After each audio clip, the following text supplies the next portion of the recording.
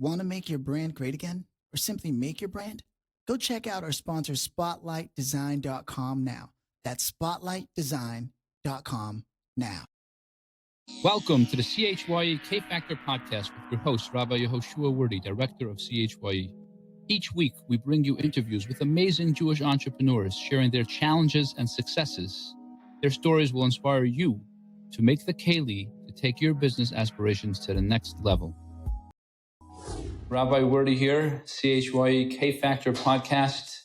We're excited to bring you our next edition. We're really very honored to be sitting here in the prestigious offices of Spotlight Design. Spotlight Design is our community's preeminent design company. They've designed many of the brands and companies that we've come to know and love, starting from in the nonprofit world, the JLI, Tzivos Hashem, JCM, Merkez, Kahas, the list goes on and on.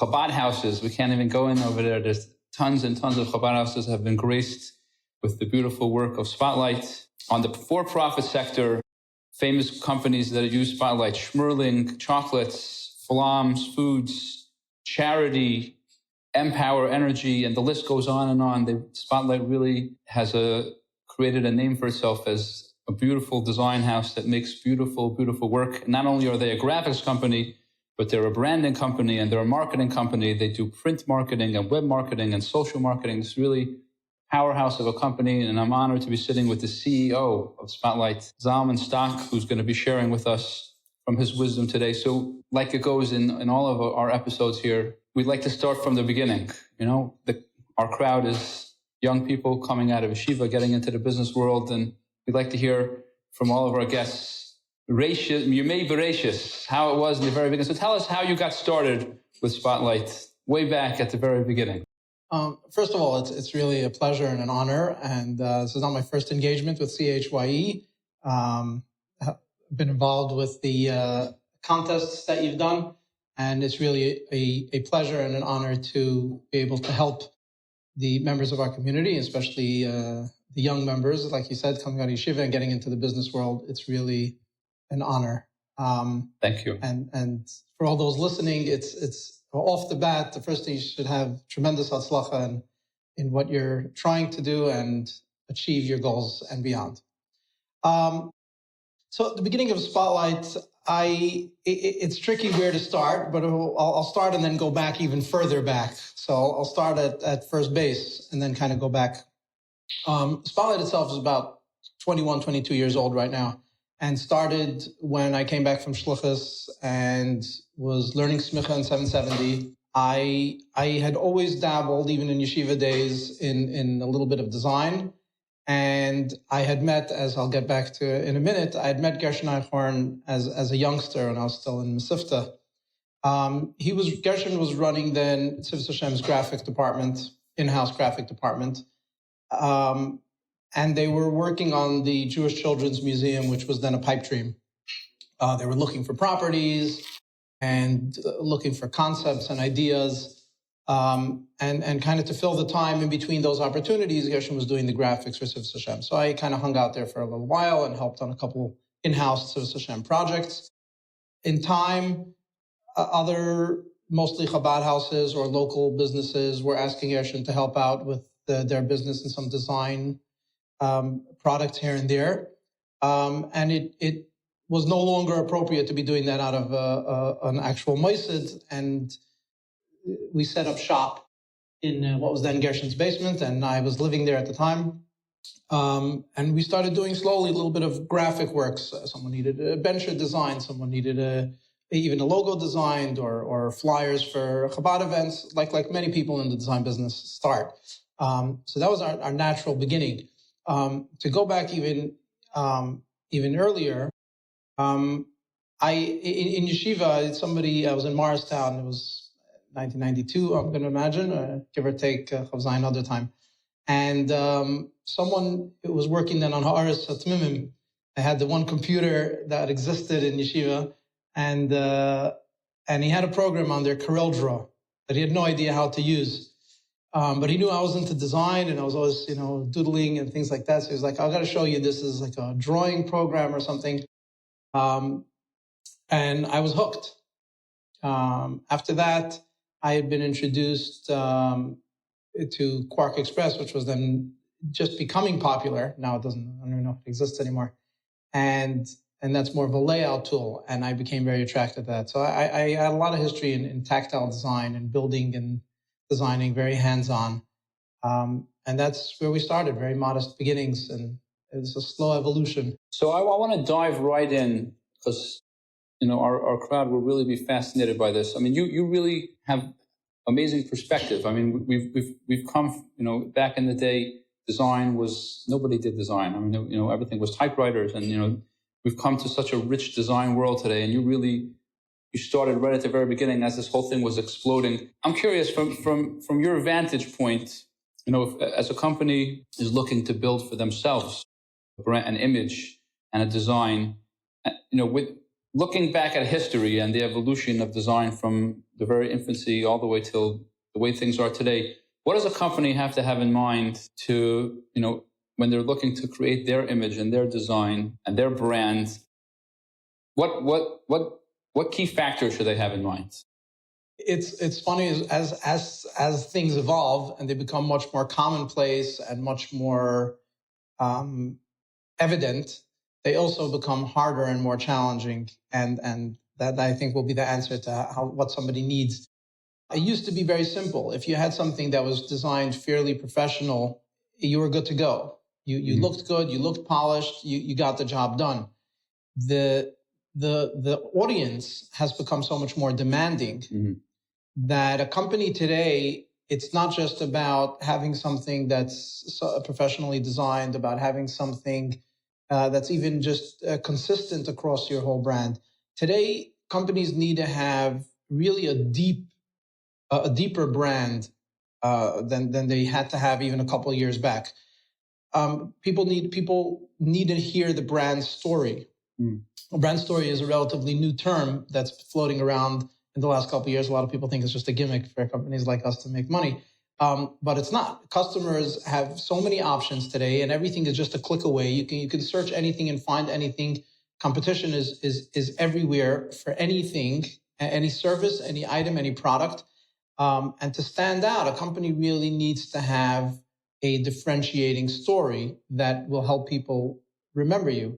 You can't put a gimmick in your logo anymore and a corny tagline and be memorable. You need to have something real and something tangible that people could actually walk away with and understand why they would want to do business with you. If it's a service, then why they would want to pick you over a competing service. If it's a product, then what's the culture and what's the feeling that you generate with your products? And you can see this with any successful companies, from the biggest to the freshest. That they have more than just a nice brand and more than just a big brand. It's a lot about a deep brand. The brand has to stand for something and show something. People have to be able to engage. Obviously, the standards have not changed in practical application. A company still needs to invest in having everything done professionally and everything done consistently, if anything, more than before. But the investment today is more than it ever was. But I would say, it's fair to say that in today's day and age, people expect to engage much more deeply with the companies that they affiliate with. So people want to feel like they connect to the story. This is something that's relatively new.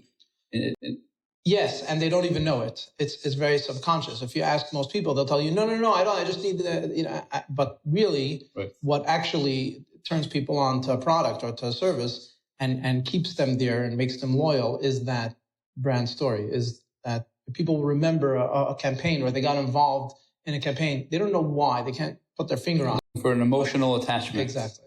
Okay, I'm going to jump now to a different angle, make this very personal. Tell us, maybe even from back in the early days, what was a major challenge that you faced, here in Spotlight, and how did you overcome it?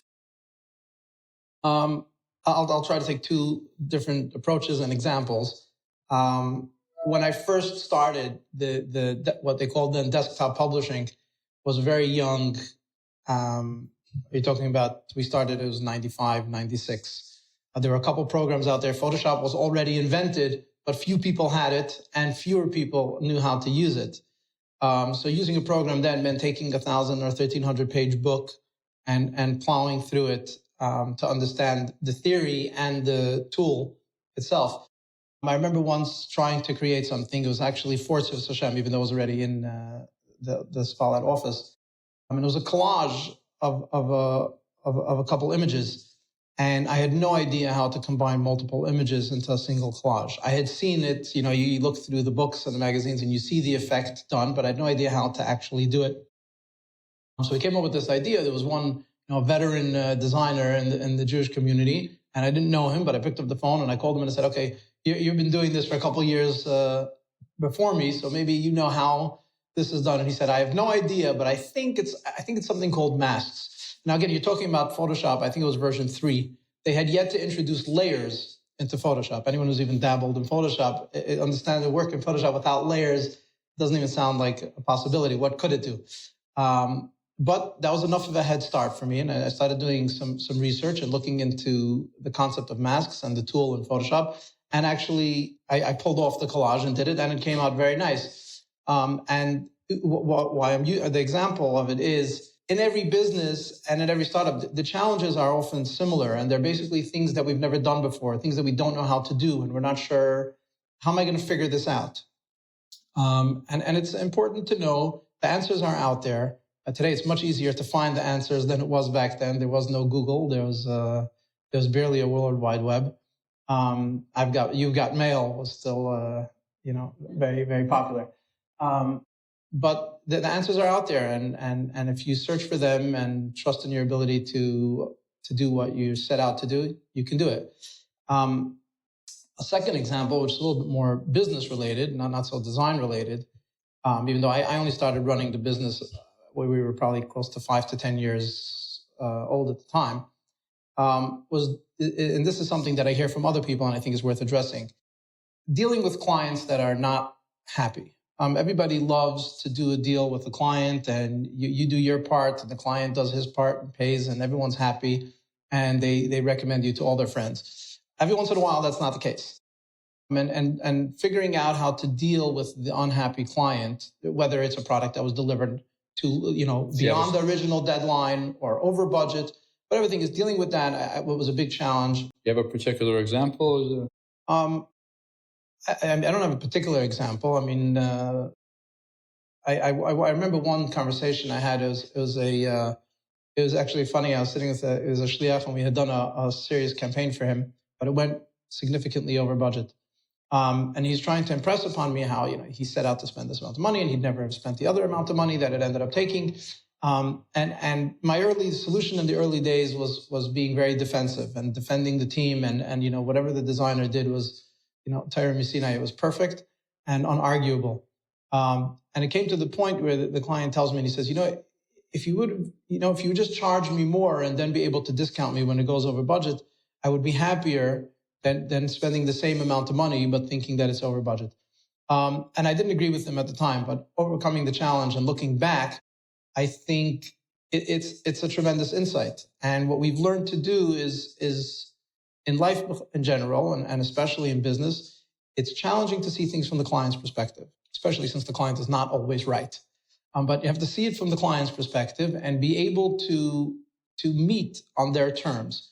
And that's changed things tremendously in terms of our success and being able to have happy customers in the first place. Because when you know what is actually going to make the client, it makes you focus and responsible on getting the job done on time and under budget, so that you'll have the happy client, as opposed to trying to convince him later why it took longer and why it cost more and so on. So that's a wonderful insight. So I just want to probe a little deeper. I mean, Spotlight really has become such a well-known company, and you've become like the mecca of design companies, at least, as far as that I know. What element would you say is it that you guys did that gave you, like, in other words, digging into yourself, so to say, what do you think Spotlight did? What was the ingredients that allowed you to become what you've become today? It wasn't always so clear, but over the last couple of years, we've been focusing much more on growth, and we've kind of identified that element. I would say it's getting people.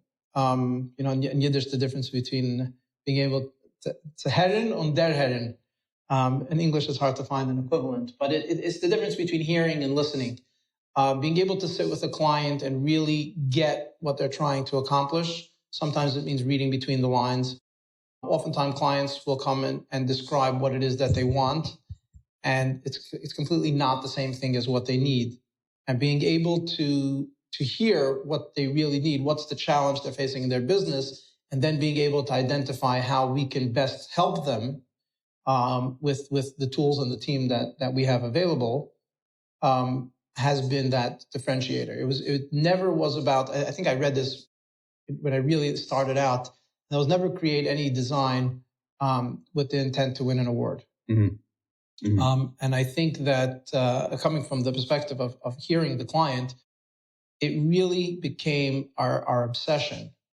And we used to do a lot of work for a lot of Chabad houses in the early years, much more than today. And many of that work was the same. People were reusing the same as the same as the same as the same. And oftentimes what people knew of Spotlight was something that they had seen 10 or 20 times. And it almost became like, oh, that's like a Spotlight style. And maybe we got a little offended by it. And so we wanted to differentiate from one project to the next, or it was just a natural part of our growth. But once we've really been able to identify that as our specialty, our designs became so varied that today we get the opposite comment all the time. People, new clients that are coming in, and they say, what we love about you is that we see so many of your designs and they're so different than each other. And it becomes obvious that they're different because the clients are so different and the projects are so different. And being able to design something that's appropriate for a particular client and appropriate for his project and his need has been our... That's fascinating. That's fascinating. So tell us, what are some of the fears you had to overcome as a business owner, and how did you overcome them? Fears as a business owner.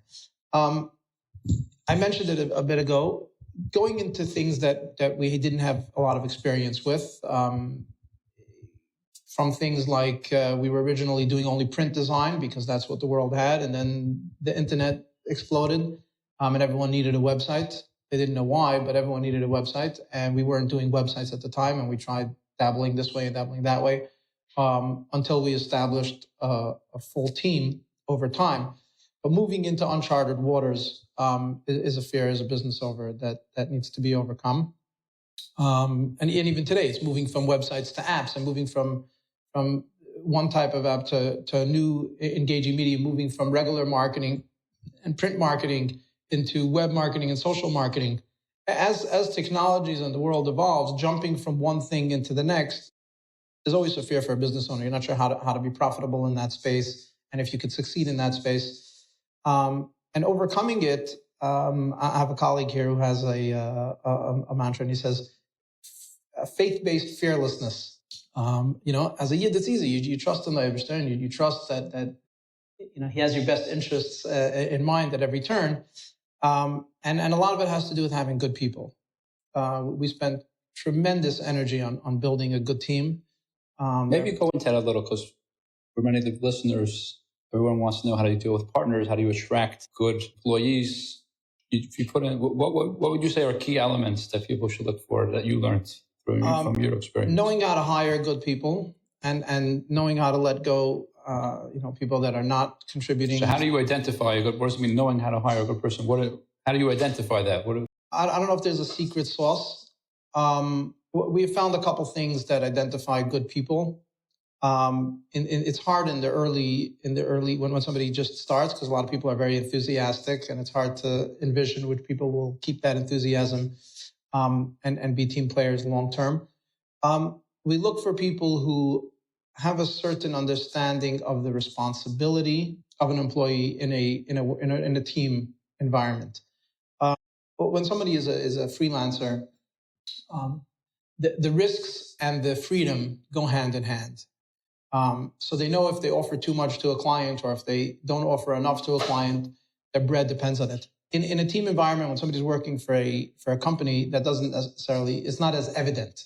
Mm-hmm. People think it doesn't exist, but the truth is it exists. It's just not as evident. So somebody could come on, and as a business owner, you look for the people who have that sense of responsibility that I have to deliver on behalf of the company an A1 product on time and under budget, and that sense of responsibility is the insight that you need to see a good player. People who have that, they're here for 10 years, 15 years.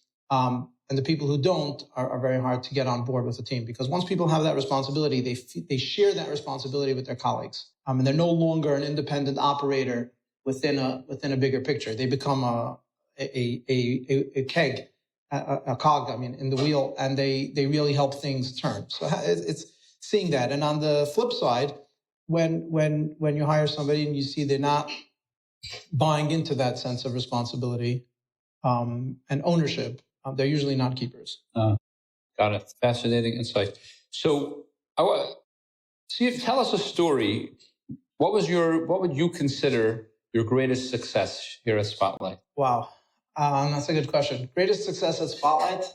I think that it's we see it a lot with our children. If you look at them every day, you don't really see them grow up. But thank God today we have things like Facebook that sends you reminders. 7 years ago today, and you see the Kindle nice and little cuties, not teenagers. So it's very similar in a business. When you look at the day to day and you're so involved in the day to day, it's hard to appreciate and see the success and the achievements. But when you look at it over a longer period of time, and like now, we're looking at a business that's 20 years old, and you see the growth, not just in quantity and the size of the team. You start with one or two people, and then you have 15, 20 people. But it's also in the terms of the quality of the work and the quality of the clients and the ability of the team to be able to meet those challenges. So if I had to say some of our greatest challenges, I'm going to say that the greatest success, I don't know the word that you used, but it would be being able to have the confidence to take on a client that's much bigger than a previous client, knowing that we can take care of that client. And could you tell, I'm sort of probing a little deeper over here. Let's just say, is there a particular company that together with the brand you designed for them, it rocketed their company, something of that nature? A lot of people like to take, when you look at other people's portfolios and things, they like to take credit for a lot of people's success. I think it's a little bit of a tricky thing, and it's not my not my type. But I just like in a more recent client overhaul, for example, Charity, which in our community is a very well-known brand and has seen tremendous success. They came to us, it's about 2 years now, and they had significant challenges with their brand and their product, their web platform and their brand. It was created when it was in infant stages. It was really a startup and done on the fly. And when they wanted to really catapult into the nonprofit sphere and attract the $1 million campaigns and multi-million dollar campaigns, they came to us because they needed a stronger brand, and they needed that brand to be expressed not only in their marketing materials, but also in the platform and in the user experience. Mm-hmm. What we were able to do for them, and it did turn out to be very successful. Again, I'm not taking credit for their success, but from a design and branding standpoint, to be able to create a brand that resonates within their company and with their clients, which they have seen tremendous success with, and being able to overhaul a user experience that had already seen success. So maintaining that and building on that success with a user experience and a lot of careful design to achieve a seamless brand that people that became and they became the model. Right. No, they definitely have. They created an entire market. They get credit for really. I think that hundreds and thousands of nonprofit organizations should really thank Charity for inventing this new way of fundraising, which has really been fantastic. So let me ask you like this: Who do you look up to as a business mentor? I don't have anyone particular that I would say I look up to. I can tell you in general what I look for in mentors and within the community, especially, and even a little bit in the business world. There's the giants, but they're not in the business world, especially in advertising and marketing. I like to follow the Mikol Malamdai Hiskalti. I like to learn a little bit from a lot of people. Mm-hmm. Sometimes it's learning what to do, hopefully, and sometimes it's even learning what not to do. But in terms of in the business world, and especially in our community, I look up to people who exhibit a tremendous amount of integrity. It's the kind of thing that we almost take for granted, or we think we should be able to take for granted, especially in the frum world and in the Chassidish world. But it's not always the case. And seeing people who have that integrity in terms of business, where they're menschlich to a fault with their clients and with their vendors. And even in their, off life and community life, people that are involved in Stucca and the local moistus. And there are quite a number of people like that in our community, and not everyone excels in every area that I mentioned. But to me, that's really what I look for and look to as a business owner. What's my sense of integrity and responsibility? And that's what I look for in mentor. So we just only have a few minutes left. So I have a bunch of questions, and we'll do them like short fire. So number one, is there any story of Kiddush Hashem that came out of Spotlight that sticks out for you in your memory? Something that you did that created a Kiddush Hashem? We had it was at the time our biggest client was a retail website, tens of thousands of dollars a month, and they were considering, they were in partnership with a larger ownership company, holding company. And the company was considering to redo the technology in a much more advanced, very, very high-end technology.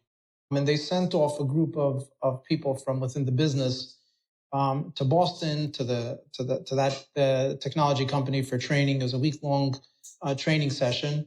And they sent a lot of technical people and some of the sales people. And then they also sent, some of the higher level business people to understand the business side of that technology.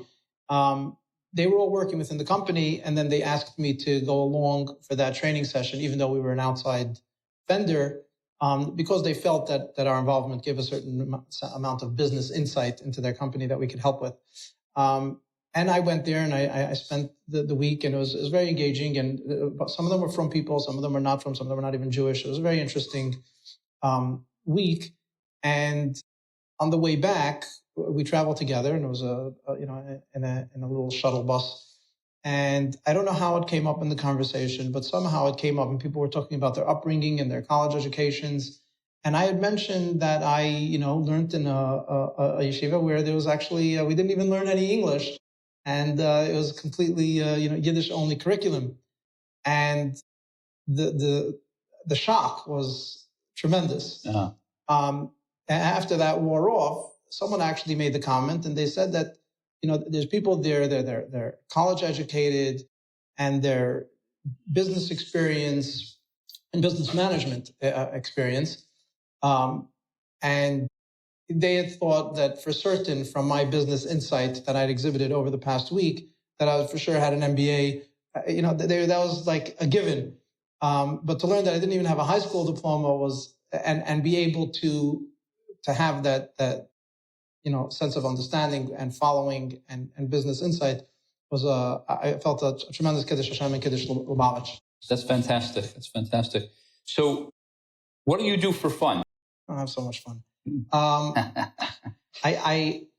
naturally a nature lover, and unfortunately, in our urban settings, that's very hard to come by. I like to read, but my reading is typically ends up being more like studying. Is there a particular business book that you recommend people to read? I think the business book that had the biggest impact on me might be a little bit too old-fashioned to recommend. But we were doing primarily just design and not so much branding. And you talked about this earlier, but I didn't get to this point. What really, for me, was able to create that shift, I read a book by David Ogilvy called Ogilvy on Advertising. I mean, anyone who knows of Ogilvy and Mathers, a huge firm. David Ogilvy was a giant, and probably the character in Mad Men is based off David Ogilvy. He wrote a book on advertising, and he talks a lot about the hard work that's necessary to pull it off. But he opened up my eyes to a lot more in the marketing part of a brand than just the design. Uh-huh. So to give me an understanding of where the copy falls in, he was a copywriter essentially. but in terms of art direction and concept and strategy, and that really opened me up to, we became much more strategic in terms of how we helped customers as opposed to just, you need design, I'll provide something nice. Repeat the name of the book again. It's Ogilvy on Advertising. Ogilvy on Advertising. Yeah, it was probably written in the early 80s, the latest. So here's the final question. What do you wish someone told you when you were starting out that you'd like to share now with young people going into business? I'm going to say communicate. It's a little bit of an overspoken word, but I think to communicate often and fast, and today it gets harder and harder. People try to reach out to you in 6 different ways. They're sending you emails, WhatsApps, texts, calling your company, and people expect to be answered right away. And my partner has a mantra. He says it's called "beat that note," and that's kind of answer the client or get the next step rolling before the client reaches out to you. If you can accomplish that, you can accomplish great things. I think having known that 15, 20 years ago would have been a big help. That's fantastic. And last but not least, how do people get in touch with you and learn more about you and your business? We're online, and it's always best if people browse around and kind of get a grasp for what we do. Spotlightdesign.com. They can call our office, 718-493-2866, and you can find the number online as well. That's often the best way to reach out. Reaching out personally to myself or to my partner, Moshe, takes a little bit longer, actually. So even if somebody needs... I've learned from experience. Yeah, exactly. If somebody, even if you need something that's somewhat more personal, or somebody needs help or guidance in their business or whatever it is, the best way is probably to reach out or send an email to info@spotlightdesign. You'll probably get a better and faster response than reaching out to me personally. All right. Awesome. This has been a fascinating interview. And this is Rabbi Wordy, CHYE K-Factor podcast. We help you make the Keli to take your business to the next level. Looking forward to our next interview. Stay tuned. Are you a small business with big aspirations? Are you an exciting startup with an exciting future? Let me introduce you to my friends at Spotlight Design, the preeminent branding and design company serving our community, who are graciously sponsoring this podcast. For 21 years, Spotlight has honed and crafted some of the biggest local brands you know. Your corporate narrative is best designed by the right hands. Spotlight is a comprehensive shop. Instead of going to one place for your logo, another for your ads, another for your website or app, Spotlight does it all with grace in one place with one face. Perfect for both established entities looking to step up their voice and personality, as well as startups looking to start up, way up. Start today at spotlightdesign.com and let them help you master your market and make a first impression that lasts forever. Thank you for listening to the CHYE K-Factor podcast with your host, Rabbi Yehoshua Wordy, director of CHYE.